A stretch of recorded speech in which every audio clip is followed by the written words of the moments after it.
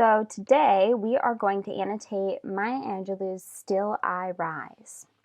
So to start, first, read the poem like you would read anything else. When you get to the end, I want you to note two things in the margin. So now would be the appropriate time to pause the video, read the poem real quick. It's also on the site, so don't feel like you have to read it here. And when you get back, let's answer these questions. So first, I want you to know, what feelings did the poem bring up for you? Did it make you sad? Did it remind you of someone, something, someplace?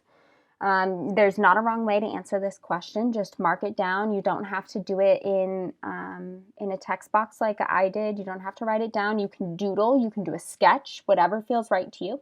And then the second question I want you to answer is, who did you feel like the poem was speaking to? You, a lover, a friend, an oppressor? And again, just write that down in whatever way you feel comfortable. That can be in words, that can be a sketch, that can be a voice note, however you feel is best.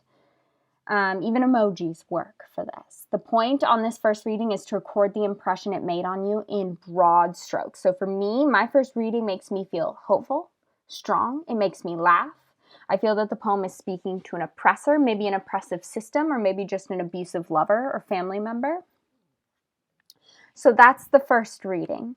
On the second reading, I want you to go through and read the poem and underline, or otherwise mark, reoccurring words and phrases. When you get to the end, answer these two questions in the margin. So go ahead and read your version of the poem and go ahead and underline anything that you feel like occurs often enough to be underlined. There's not a wrong way to do this. When you get to the end, I want you to answer these questions. What do you believe is the meaning of these words and phrases in the context of the poem? So in some cases, this might be the same as the definition meaning. In other cases, it might be quite different. So I want you to note how that word creates meaning in the context of the poem specifically. Secondly, does the meaning of these phrases change each time they are used? If so, how? So you'll notice in some poems, a word or phrase is used in one stanza one way and in a different stanza another way. And this is a good time to note that. So for me, step 2, my annotations look like the most commonly occurring phrases are "you may" and "still I'll rise." This sets up a poem as a conversation between what the oppressive other may do and how, no matter what they do, the narrator will rise above it. Each usage creates a continuous struggle between two opposing parts. So in my reading of this poem, just my reading, it's not the right way, it's just a way, it means the same thing each time. You may do whatever you want. I will continue to rise. It's a continuous conversation. So that's our second reading. For the third reading, I want you to go ahead and read the poem again. I know it seems crazy to read a poem this many times, but trust me, it is worth it. You will get meaning out of it this way. Third, we're going to read the poem through and highlight or otherwise mark phrases and passages that stand out to you. They could stand out to you because they resonate with you, because they're particularly eloquent, because you've read something similar somewhere else, or because they seem awkward to you in the overall context of the piece. When you've finished the poem, go back and write, doodle, mark up, emoji, the margins about each passage that you marked. What makes that passage stand out? And 2, what meaning is conveyed by making this passage stand out from the others?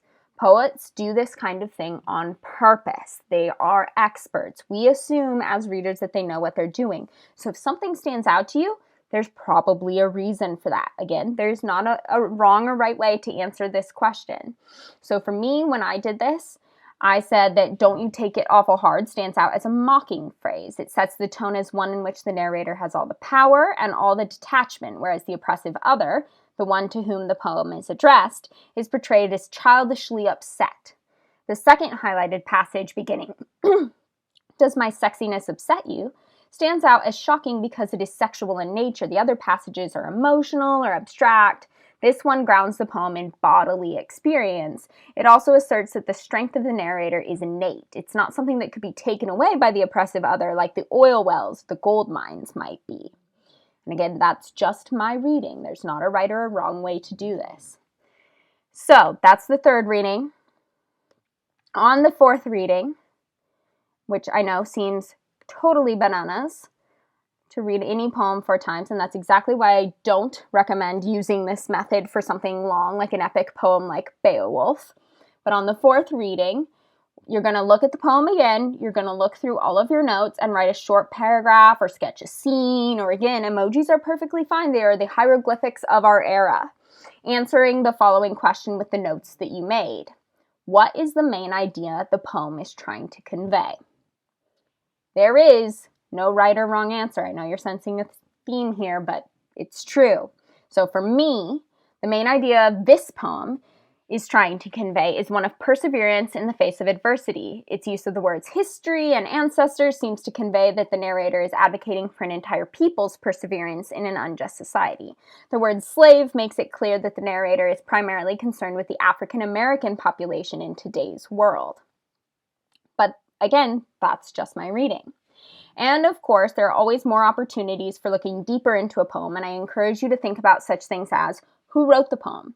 Not just the author themselves, Maya Angelou, but the demographics they belong to, the history they share, and the time that they lived in.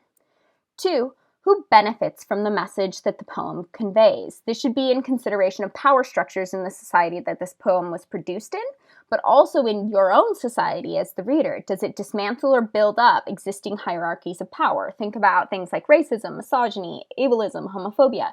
Does it work for or against these ideas? These are important things to ask ourselves about media. They help us understand our world, ourselves, and our fellow humans better. So, now that you understand this poem, congratulations, by the way, what did you get out of this exercise? How would you improve it? What do you think of Angelou's Still I Rise? Let us know in the comments. Thanks so much.